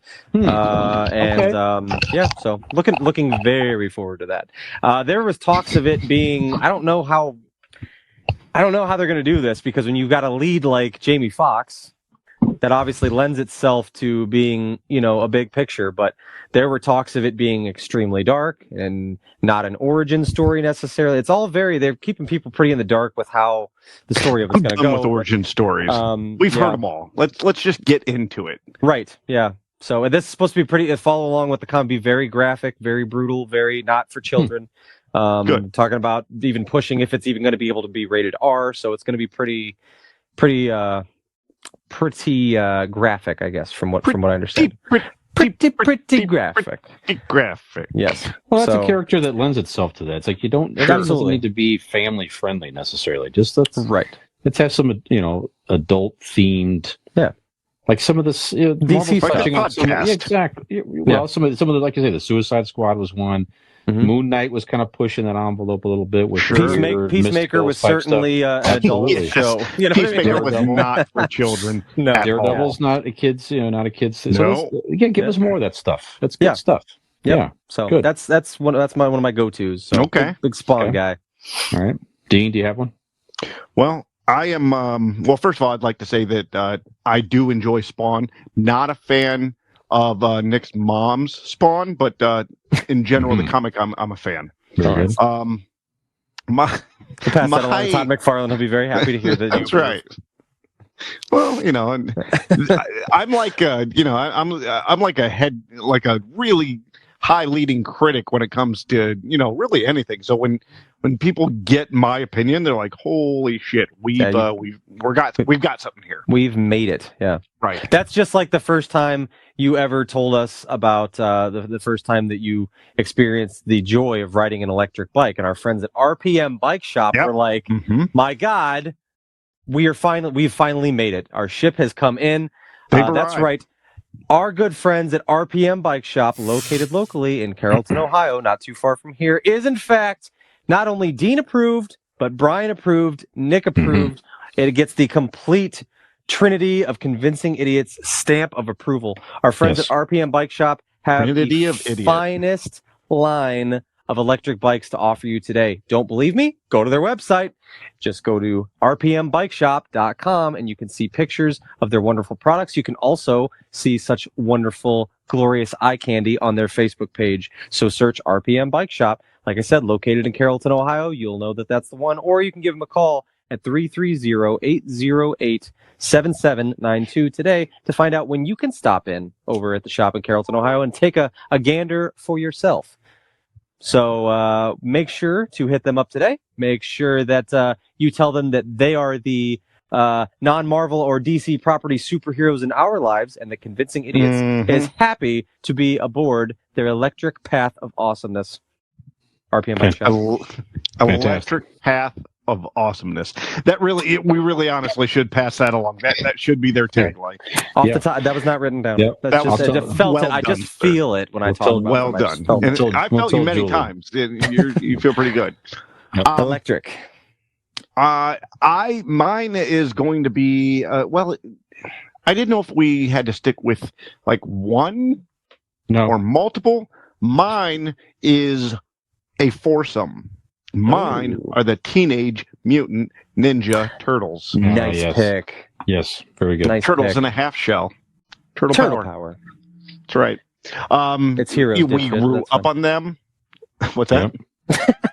So it's heroes and a half shell dipshit, but that's fine. It's a turtle power. Yeah. Well, first of all, I'm dumb. Let's start there. I'm not smart. And even beyond that, I'm stupid. So, Okay. And Good deal. beyond that, I'm an idiot. I see. You've convinced me. Didn't take a lot to get me there. I was already more than 1 foot in the door. But you got me over the threshold there. I'm convinced. Yeah. All right. So yeah, Teenage Mutant Ninja Turtles. They've been around, since we were children, and Brian was in his mid 40s. Well, no, actually, we talked about this before, but I picked up. I used to, when I collected a lot of comics when I was in the 80s, I just stumbled across them by happenstance. It was just a comic book at the time. It was like, what is this? Mm-hmm. This is interesting. It was just a black and white comic that these guys, I think they published, out of their house. So it was very small publishing. Yeah, it was self-published. Eastman and Laird. It was like a magazine almost size comic. I'll have to show you some of the original. I have like issue 2 or 3 of the original series and a few of those back in the day. And it was like, it just was eye-catching. And you started to read it. It's like, this is really interesting. And again, the original was not the teenage, pizza eating it was much movie, darker, which was fine, but it definitely was a darker, ninja martial arts type of thing, but just very, very cool concept and different. So I was hooked immediately, and I've been a fan of the Turtles ever since. Obviously, with the movies and video games and everything, and pop culture wise to this day. So, as a matter of fact, when we were at the soft open of Magic City Comics downtown, that is what both Lane and Oliver picked out, a comic of the Teenage Mutant Ninja Turtles. There you go. Yeah. Yep. Nice. New movies in production now with Seth Rogen. Yeah. Mm-hmm. Right, so who said he's going to take it back to the teenage? It's a Teenage Mutant Ninja Turtles, and it sounds like he really wants to take it back to that '90s feel, 80s, 90s feel again, which would be great. Good. And it's animated too, I believe, right? It's not a live action. I think it's animated. You're right. Okay, I think you're right. Yeah, I mean, I'm game for that. Yeah, it arguably is the greatest, the greatest superheroes that are non-Marvel DC. It's really hard to top them as far as their impact on multiple media platforms and books and pop culture. In their movie, they else. had Vanilla Ice. That's true. It's hard to beat. They win. Yes, hands down. Yeah, hard to beat. You're right. That's a great Spawn ever get. Indeed. Who'd Spawn ever get? Not Vanilla Ice. No. That's right. No musical guests. Mm-hmm. I got one that I also stumbled across in my big comic collecting days of the 80s that became very popular in the comics. They wound up making a movie starring Sylvester Stallone in the 80s, and they did another one in 2012 with Carl Urban, which I need to go back and revisit this. Carl Urban from The Boys. I didn't even realize it was him. Now I want to go back and watch it because I've never seen it. Yes. So this is Judge Dredd. Oh, yeah. Very interesting concept. Is basically a futuristic world where judges they have they're empowered to sentence a criminal right there on the spot. So they take it in, and they could kill you right there on the street, or they could arrest you. Or what was it? Judge, police, judge, and executioner, or something like that. Yeah, something like that. And then one of the, anyways, very popular series, very, very cool. I remember, Nick, back in the day, Anthrax, they were big pop culture fans. So I remember, I think it was Scott Ian, probably he had a Punisher guitar. I think he had Venom, and he had a Judge Dredd guitar, I think, too, or something along that line. But anyways, nice. Very, very just a cool looking character, very dark and menacing. But he is in his world, he's the law enforcement. That's what he is. So I am the law. That's right. the Sylvester Stallone movie was not that good, but the remake in 2012 with Carl Urban, I remember watching it, but I just don't remember a whole lot about it. Like you say, Dean, I need to go back and revisit it, especially with Carl Urban being more popular these days in The Boys and a lot of other prominent roles in Marvel movies, etc. So I did not realize they remade that movie. Yeah. It was you don't remember it was in theaters for like a week and a half? I don't recall. But I must have missed that one. It was you were that close. Yeah. And I think he's expressed it. I think I've read this recently that he has expressed interest that, hey, if they want me to make another one, I'll make another one. Yeah. It's funny. Urban or Stallone? No. This is Carl Urban. Okay.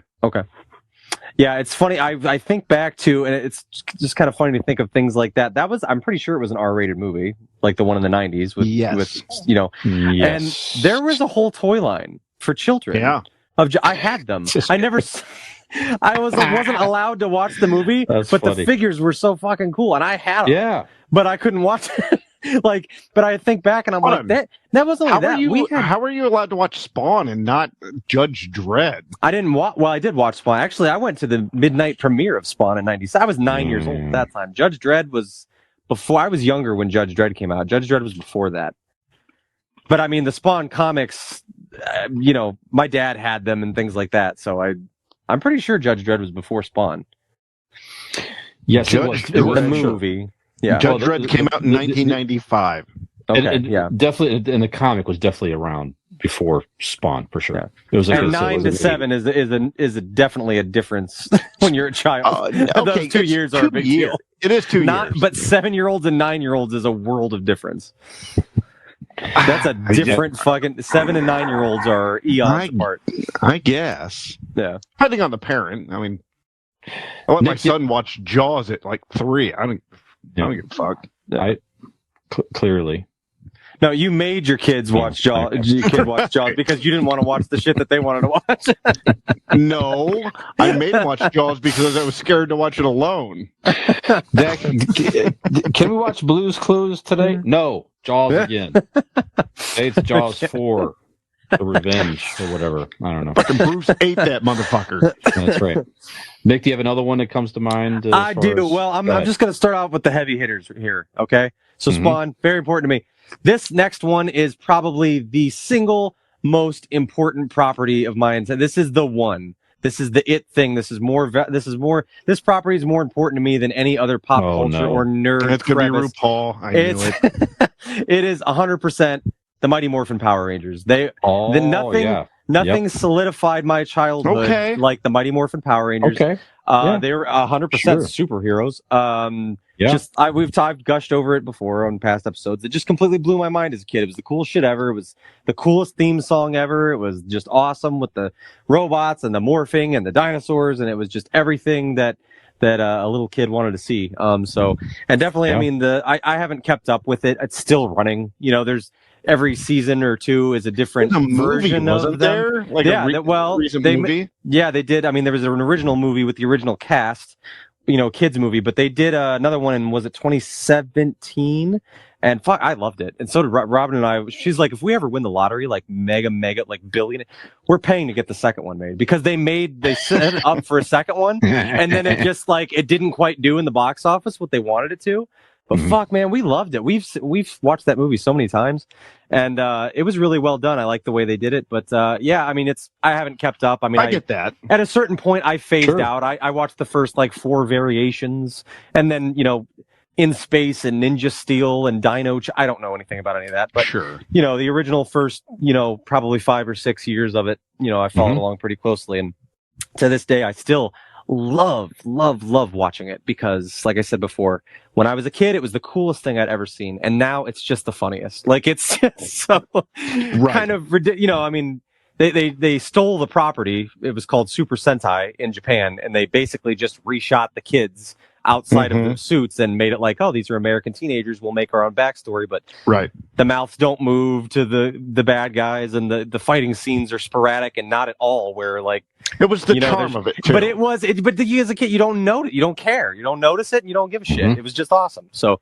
yeah, that's probably. I mean, Power Rangers is probably my favorite pop culture property. Period, hands down. Just that's the one. When that came along, I was just above that threshold age wise, to where I'm watching it going, this is stupid. Yeah, like, you're 7 years older than me. Yeah. So you were like 12 or something when it started, and you're like, at that point, it's a little you're beyond watching going, I don't get. And like, I wish I would, if it came out now, I would have that ironic, look to it where I can go, okay, this is fun. I get it. But, being 12, I had no time for it. Yeah. That was well after my time.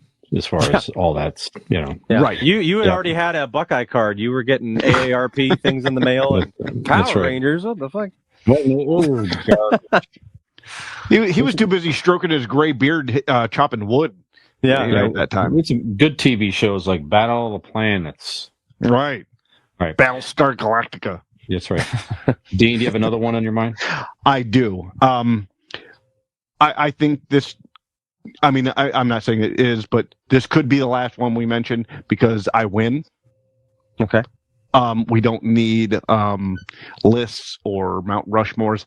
I say this because certain people, let's not beat around the bush. You two, because we're the only three here, neglect to realize the most powerful superhero of all time, beyond even DC or Marvel.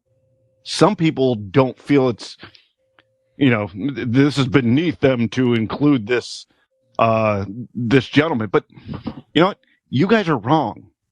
I'm going with Turbo Man. I thought that's what Nick was going to say. He's on my list. I was getting there. I was so glad that I got to him before you did, so I couldn't do that rant. Man, well, I never thought I would say it because you're so bold and you're wrong, and I have the winner. I'm like, no, the fuck he does. He picked Turbo Man. I mean, what more do you need? Okay, he's got fucking booster. All right, he's got a jetpack. He's played by Arnold Schwarzenegger. Like, what do you? It's Turbo time. Let's go. Technically, he wasn't played by. He was stolen. Yeah, well, yes, that's true. Can I tell you? I wore my Spawn shirt tonight. I had to represent somebody, or Power. I was gonna wear my Turbo Man shirt that Brian got me for Christmas, but I would have put money on that you were going to wear it. I didn't want to give it away because I didn't think, I didn't know if you guys would. But Turbo Man is right after Power Rangers on my list. Yep, I was getting there. You narrowly beat me. Yep. Well done, Dean. Well done, Turbo Man. Thank you. Yep. Absolutely. Yep. His only nemesis, Dean, was a good script. That's it. That's it. Yep. Like kryptonite. That's right. Yep. Okay. Brian, you got any more? There's a couple that come to mind. The Incredibles. Oh, okay. That's a good one. Was it a Pixar? Pixar. Oh, the family with the suit and the. Came out in 2004, and and I remember watching that movie. This is little Peyton now. It's like, just check out something that seems, and it's just a very heartwarming, fun. The concept was, we all know what the Incredibles are. It's a very interesting concept with, former heroes that grew up that are parents, and then the kids now have superpowers and all that. So it's very relatable to anybody in the family, frankly, whether you're a young kid and you have the powers or you're a parent watching this with your kids. It's like, they have the dad getting older with the hard trouble getting in this. It's just the whole thing was fun and interesting. I don't know. I don't think I've seen the sequel. Now that I think about that, but the original was so great. Yeah, I've never seen the original. Very entertaining. It's it's a lot of fun. It's worth a watch. I don't know if it's on Disney or what. You got Samuel Jackson as Frozone. I mean, what's not to love about that? When it came out, I didn't have a kid. There was no reason for me to go watching Pixar movies. So those around that time, I didn't see. It's worth to go back. I didn't have kids, but Nick did because he was a kid. So that's right. Yes. Now the second one was good too because in that one it kind of touches on the same thing, except now his wife is the one that is wanted to kind of take center stage, Yes. and then him trying to kind of stay home and be Mr. Mom and all that stuff. That one was a cute movie too. It was good. Yeah. Nick, do you have any other ones? I do. I actually, for the next one, I have a visual aid because I figure when I say his name, you guys, knowing me, are going to think that He's going to show his penis again, isn't he? You guys are going to think that I made it up, but it's not a figment of my imagination, nor is it something, well, in some ways, straight from my dreams. Do I need my glasses to see this here? Chapter House's very own Mr. Jay Baruchel approved Captain Canuck. That's right. Captain Canuck is a real thing. Okay. Captain Canuck is a long-running book. I believe it began in the 70s. Yeah, Wow. so Captain Canuck has been around for quite some time. He's feared. There he is fighting a fucking polar bear, right? Yeah. Captain Canuck is, it takes place in the future, a very real future that will exist when Canada is the ultimate world power, and he is there to keep everything on the up and up. Captain Canuck is fights for all that is good and wholesome and true north. Does he apologize every time he hits the polar bear? He has to by law. Sure. Yes, absolutely. He is very sorry every time he hits the polar bear. But yes, Captain Canuck. I'm going to shout out Captain Canuck there. I never heard of it. Interesting. Okay. Well, check it out. It makes sense. I have an entire book. Actually, this one's kind of cool because it's a collection of different ones over the years. It's got some of the older issues in it as well as some of the newer ones, and that's another one that they kind of put that up again, real quick. They revamp every so often, and well, I just want to see what he wears to say, if you don't go as Barry Gibb, you should go as Captain Canuck. Oh, absolutely! I got to find a good frontal picture of Captain. Yeah. He's got the maple leaf on the. There's a good one there, kind of a side view. He's got the maple leaf on any, on the face mask and the shoulder, and then the torso there's got the maple leaf coming up, and it's actually a pretty kick-ass costume. Yeah, similar build, Nick. Yeah, absolutely. Very, very ripped. Very polar bear combat ready. Sure. So yeah, absolutely. But yeah, no. There's actually Chapter House is obviously a Canadian based comic collective out of Toronto, and they have there's other ones. There's Northgard, and I think there's one called the Nordique, and there's different like Canadian superheroes that take place in Canadian cities and things like that and provinces. So it's kind of cool. And I like Captain Canuck. He's pretty cool. Awesome. Okay. And very real and not made up by me. Right. So, no, yes. You read the book. And if you want to see the what he has shown us here, you have to go to our YouTube channel. That's right. Or Boss Code Media, Boss Code TV. Boss Media. You can also see us on there. Avenue. Yep. That's right. Any other ones, Dean, you have? I think I ended with Turbo Man. I don't think that's fine. It's hard to top. I might have one unless Brian has one more that he'd like to shout out too. I do have one more. I'll mention here. Super fast, but the Crow. So the Crow. Oh fuck, that's a good one. Yeah, The Crow was it was a comic book as well, and then a lot some younger fans may not even know, but 1994 they had a movie with Brandon Lee, who was the son of Bruce Lee. And it was just an unfortunate accident. So the poor Brandon Lee was unfortunately killed making this movie with a firearm discharge accident. And we've heard about this recently in the news. Could have been a prop. It's supposed to be blanks. God, so just a terrible tragedy at the time. He was definitely an up and comer. That dude would have been a mega star. Yeah. By now. He was handsome 100%. As hell. He was great in that movie. He really was very, very good in that role. Yeah. Very personable dude, and just and if you looked at even the way he looked, like he would have gone from I don't think he would have stayed in action. Like he would have become an actual fucking movie star. Yeah. That was just his intro.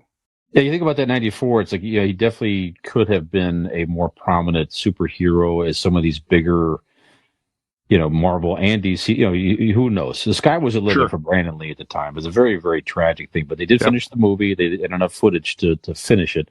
I went back and watched recently. It's like, this is really dark and violent. Yeah, I mean, it's a revenge story. So basically it's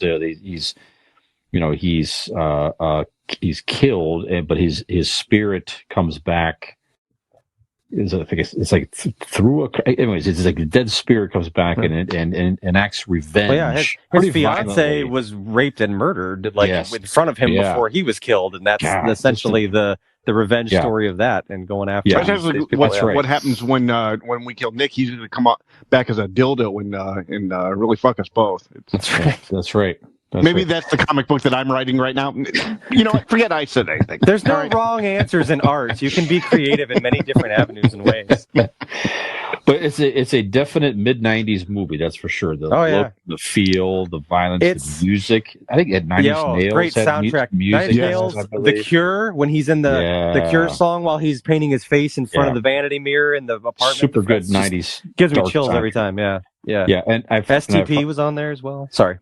I think they're going to reboot it with a different actor. As they keep hearing, but yeah, go back and watch The Crow. And again, like I said, it was a cool, but it was a graphic. He was in the comics prior, just a very interesting dark character. Go ahead, Nick. It's so good that, and I mean, that's just one that I've seen a million times. It's up there. It's one of my all-time favorite movies.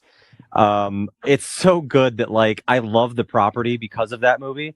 But I also, because I love that movie so much, I don't want anybody to do anything with it. I don't want it redone ever. I don't want anybody else playing. I heard they were trying to. It's like Bradley Cooper or something they were talking about, and I was like, no, just don't. Like, just leave it.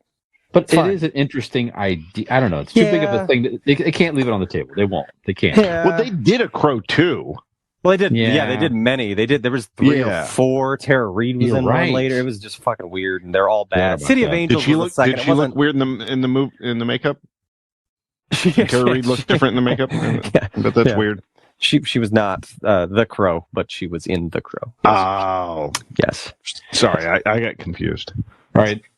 Nick, I know it's getting late. Do you have one more, sir? I do have one more. I have one more. This is maybe a little bit of a personal choice. They're all personal choices. These are our favorites, right? I'd like to shout out a personal hero of mine. It is a very special time of the year, gentlemen. The heat is starting to wane. The other day, I walked outside for the first time in months and was able to see my breath before me. That cold chill is in the air. The fall and autumn time is right around the corner, along with the pumpkin spice lattes and all the other things that we love. For those of us that love football, and for those of us that love hockey, my personal hero, Austin Matthews, will soon return to the ice. Toronto Maple Leafs great Austin Matthews is my 5th and final selection of a superhero. You may laugh, but the things that I have seen him do on the ice with the puck, my God, it is otherworldly and it is certainly superhuman. He is a superhero for sure. Very good. Excellent. Yes. All right. Real quick, one quick honorable mention. Sure. Sky High, Disney property, 2005. Kurt Russell. It's on Disney Plus now. I've heard of that. You know, I've never heard of it. Great movie to watch with the kids. So it's a Kurt Russell, and I can't remember who plays his wife in this, but anyway. Superheroes have kids, and there's a high school of kids that are all superheroes. That's the premise. Okay. That's the premise. Okay, so, but it's just a fun team movie. Was it in the theater or was it like a Disney Channel movie? It was in the theater. I was saying, are we getting like High School Musical vibes from this, or is it like an actual like just a fun family? Russell. Yeah, fun family movie, and it's Kurt Russell. What else do you want? You know, it's great. So it's on Disney Plus now. Go check that out.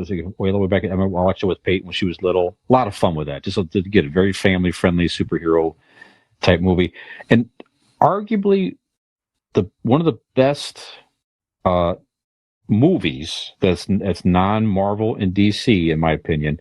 Unbreakable. This is Bruce Willis and Samuel L. Jackson. They made a sequel to it. Just a very good. Rock solid acted movie. Yep. The premise was terrific. Just awesome. So I've not seen the Glass movie with Samuel L. Jackson. Split was good. Yeah, Split kind of tied into it with the bonus scene at the end, right? Right. But yeah, the sequel had that's what Glass is. Glass it has the guy from Split. That's right. Bruce Willis and Samuel L. Jackson. That's right. That's right. I've not seen that sequel, but the original Unbreakable is all the way back in 2000. Yeah. God. I wanted to end with mine with Turbo Man because I chose him. Nobody else did. And it was the correct choice. Right. But can I give an honorable mention? Sure. Like Nick's mom, because like what I've seen her do on the ice is just on the ice. Words just can't describe it. Hockey or like ice dancing, curling. Like, what does she do? I didn't even know about this. I don't think this conversation needs to go any further. I do think my mom is hero quality, but Sure. maybe I'm not privy to the things that she does on the ice. I wasn't aware. Ice dancing, I feel like I'll send you the video. I will say, just hear me out here. Now, Nick's mom is very good working with the wood. Okay. And who else is good working with wood? Is our final sponsor of the evening. Belmark, Amazon store. So Belmark, go check them out. Fine woodworking products. All right. They specialize in floating nightstands, liquor cabinets, and quality compost bins for your kitchen countertop. They look great. It's a great addition to your home. All these products. Go check them out. Belmark, BELLEMARK, Amazon stores. And everything's delivered quickly, conveniently, and affordably through the Amazon delivery service. And we appreciate their sponsorship. So, absolutely. So from floating liquor cabinets to compost bins, it sparked my idea. I'm like, when I'm next year at this Labor Day barbecue thing, dressed up as a cow with barbecue udders, what better way to promote our sponsor Belmark than to have Brian, clearly the floating liquor cabinet, and Dean, obviously the compost bin. You guys could be dressed up as those things as well. And actually, you guys are kind of in uniform right now. I was going to say, I don't have to dress up. You kind of look like a compost bin at the moment. I just am. Well, Dean is a floating liquor cabinet, if I may. So, yeah. I'm that nice combination of both. That's not okay. Yeah. I'm a compost heap and a floating liquor cabinet. That's right. So on that note, I think we've come to an end of another episode, gentlemen, of Convincing Idiots. Nick?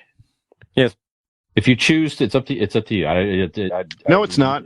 I don't like. I was just say I don't like choosing. It's not. It's up to me. Okay. It's up to arch nemesis Skullcap Dean. I'm his arch nemesis, so yeah. I get to choose.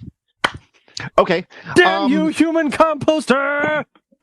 Well, it's funny that you just did that voice, because you will do the. I'd like to hear this outro in your best superhero voice, and you are being you are talking to your arch nemesis. Okay, mind you. All right. Hold it right there, Convincing Idiots listener. We will have no more of your antics today on this show. We need you to stop what you are doing right this instant and head on over to our Convincing Idiots link tree. That is correct. All you have to do is locate your nearest computer machine. Go to Google and type in Convincing Idiots link tree. Let me spell it for you, you no good evildoer, because I know you didn't finish school. LINKTREE. That's correct. And don't forget to head on over to our very own website, convincingidiots.wordpress.com. For all the newest updates from Convincing Idiots, as well as where this epic voice and so many others can be heard at the end of every single Convincing Idiots installment. So, for this episode of Convincing Idiots, I am your legendary millennial Nicholas. I am the villain, the Zennial Dean. You're Alfred. The magnificent, triumphant Gen X Brian. Have we convinced you that no matter how wonderful we are, we all pale in comparison to the greatest of all superheroes, Turbo Man?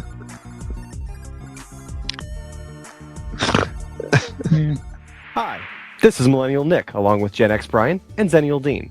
Hey, if you liked that video, which we really hope you did, you should like and subscribe. That would be great.